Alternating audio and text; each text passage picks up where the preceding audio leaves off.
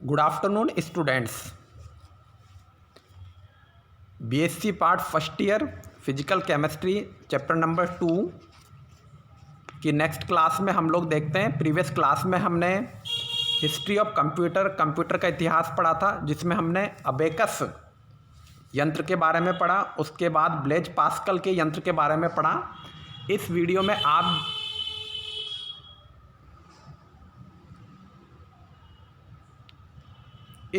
आप ये जो डायग्राम देख रहे हैं, ये ब्लेज पास्कल द्वारा बनाए गए गणितीय यंत्र एडिंग मशीन का है। इस एडिंग मशीन में व्हील हैं, चक्र हैं, जिनसे गणना का काम होता है। इस एडिंग मशीन को हमने पिछली वीडियो में स्टडी किया था। इसका डायग्राम यहाँ है। नेक्स्ट में हम जेकार्ड लूम के बारे में देखते हैं। जेकार्ड लूम 1800 सदी में जेकार्ड ने कपड़ा बुनाई करगा का आविष्कार किया था। इससे पहले प्रोसेसिंग डिवाइस भी कहा जाता है। यह कपड़ों में डिजाइन को कार्डबोर्ड के छिद्रयुक्त पंच कार्डों से नियंत्रित करता था। मशीन का निर्देशन करने के लिए एक छिद्रित कार्ड का प्रयोग एक माध्यम के रूप में किया जाता था, जिससे जटिल बुनाई पैटर्न स्वचालित हो सकते थे। और सबसे महत्वपूर्ण बात यह है कि निर्देशों को एक प्रकार की भाग में दर्शाया जा सके, अर्थात प्रोग्राम करने योग्य मशीन बनाई गई थी। ये जो मशीन है जेकार्ड लूम, ये कपड़ा बुनने वाली मशीन है। पहले तो कपड़ा हाथ करगा वाली मशीन से अब बुना जाता था, अब बाद में इससे बुना जाने लगा। तो इसको पहली व्यवहारिक डिवाइस कहा गया। इसमें कपड़ों में डिजाइन करने के लिए कार्डबोर्ड के छिद्रयुक्त पंच कार्ड काम में लिए जाते थे। मशीन को पहले से जो नियंत्रण दे दिया जाता था, उस निर्देशन के अनुसार मशीन काम करती थी और स्वचालित होती थी, अपने आप गतिमान होती थी। तो ये पहली मशीन है जिसमें हम निर्देश देते थे और वो मशीन अपने आप काम करती थी, यानी इसमें प्रोग्राम पहले से फीड है। इसे जेकार्ड लूम कहा जाता है इस मशीन को।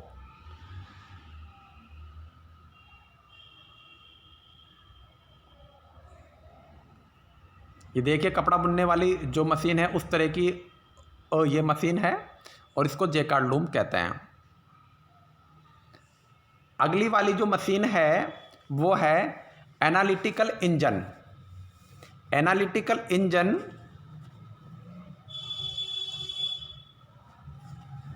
कंप्यूटर के इतिहास में काफ़ी इम्पोर्टेंट है। आधुनिक हम जिस कंप्यूटर विज्ञान को स्टडी करते हैं, पढ़ते हैं, उसका जनक कौन है? ये कई बार छोटा क्वेश्चन भी आ जाता है कि कंप्यूटर विज्ञान का जनक कौन है। कंप्यूटर विज्ञान का जनक चार्ल्स बेबेज है।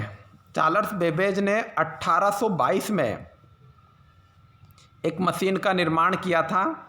इस मशीन का नाम डिफरेंस इंजन रखा गया था। यह एक भाप से चलने वाली मशीन थी। फिर 1833 में चार्ल्स बेबेज ने इसका विकसित रूप, यानी इसमें कुछ परिवर्तन करके कुछ मॉडिफाइड रूप, नया वाला रूप इसको दिया, जिसका नाम उन्होंने एनालिटिकल इंजन रखा। इस एनालिटिकल इंजन में गियर भी थे और शाफ्ट भी लगे हुए थे। यह एक सरल कैलकुलेटर से भी अधिक जटिल था। इसमें एक स्टोरेज होता था, जहां बाद में प्रोसेसिंग के लिए अस्थायी रूप से डाटा को संचित किया जा सकता था। चार्ल्स बेबेज का एनालिटिकल इंजन आधुनिक कंप्यूटर का आधार माना जाता है। इस एनालिटिकल इंजन को मानिए आपकी पहली मशीन थी जिसको चार्ल्स बेबेज ने बनाया था सन 1822 में, जिसको इसने नाम दिया था डिफरेंस इंजन का। बाद में इसमें कुछ परिवर्तन करके इसको और अच्छा मॉडिफाइड नया रूप चार्ल्स बेबेज ने दिया 10 साल बाद, 11 साल बाद 1833 में, जिसको इसने नाम दिया एनालिटिकल इंजन का। इसमें गियर भी होते हैं, शाफ्ट भी होते हैं। और ये एक सिंपल कैलकुलेटर से ज़्यादा थोड़ा टिपिकल है। इसमें स्टोरेज यूनिट भी होती है जो डाटा को स्टोर करके रखती है। पहले प्रोसेसिंग होती है, प्रोसेसिंग के बाद जो डाटा मिलता है उसको स्टोर करके रखती है। चार्ल्स बेबेज ने इसका नाम रखा एनालिटिकल इंजन।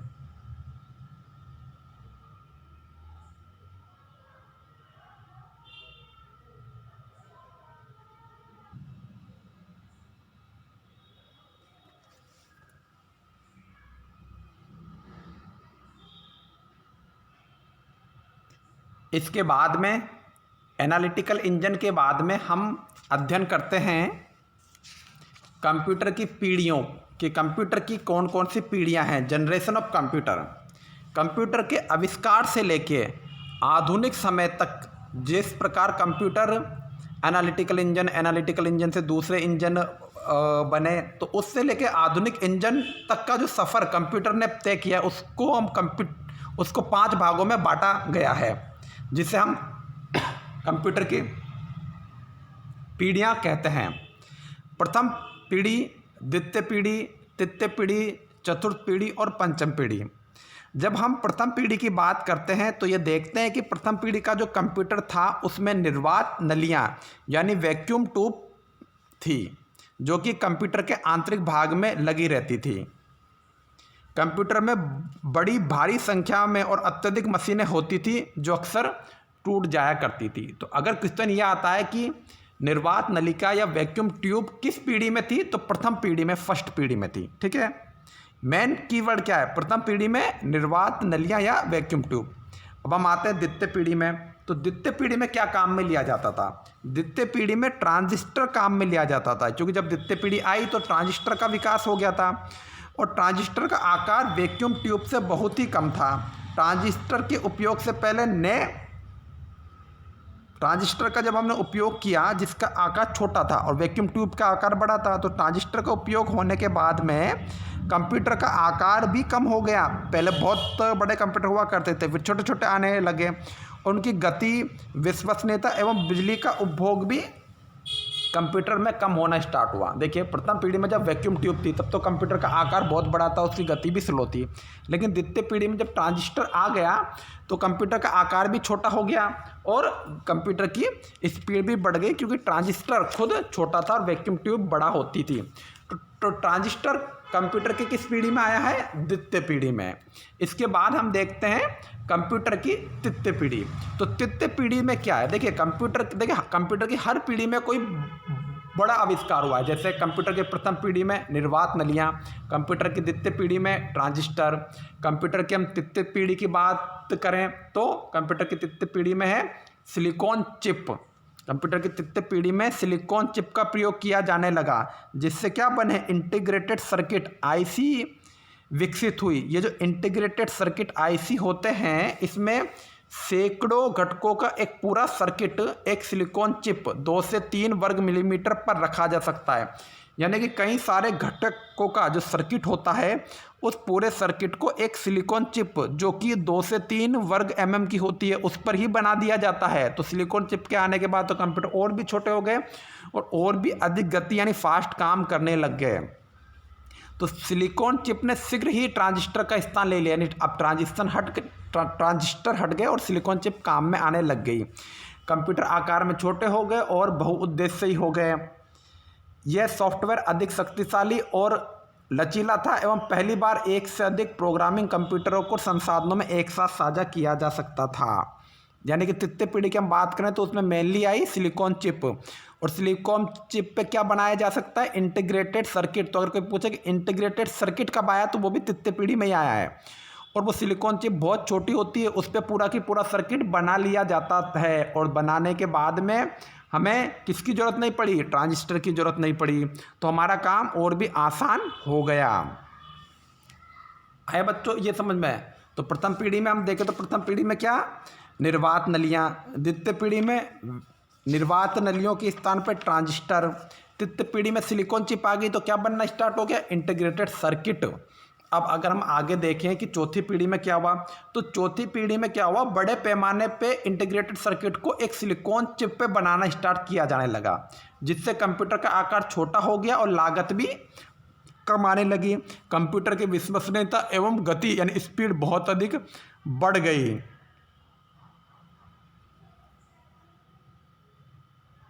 और जो बड़े बड़े माइक्रो प्रोसेसर थे वो सिर्फ एक छोटी सी चिप में ही उपलब्ध होना स्टार्ट हो गए।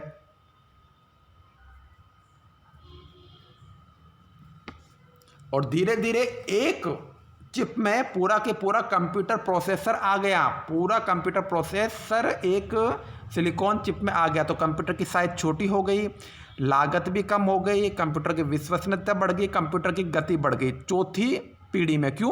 क्योंकि तृतीय पीढ़ी में सिलिकॉन चिप आ गई थी और इंटीग्रेटेड सर्किट आ गए थे। चौथी पीढ़ी में बड़े बड़े इंटीग्रेटेड सर्किटों को चिप पे इंस्टॉल करना स्टार्ट हो गया। पूरा के पूरा जो केंद्रीय प्रोसेसर था उसको एक ही चिप पे बना दिया गया। ये आया बच्चों आप को समझ में?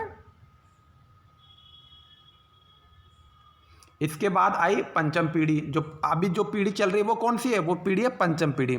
पंचम पीढ़ी में कंप्यूटर में कृत्रिम बुद्धि डालने की सोची। जैसे आपने देखे हैं रोबोट में क्या होते हैं? कृत्रिम बुद्धि, आर्टिफिशियल इंटेलिजेंस, एक्सपर्ट सिस्टम डाला जाने लगा।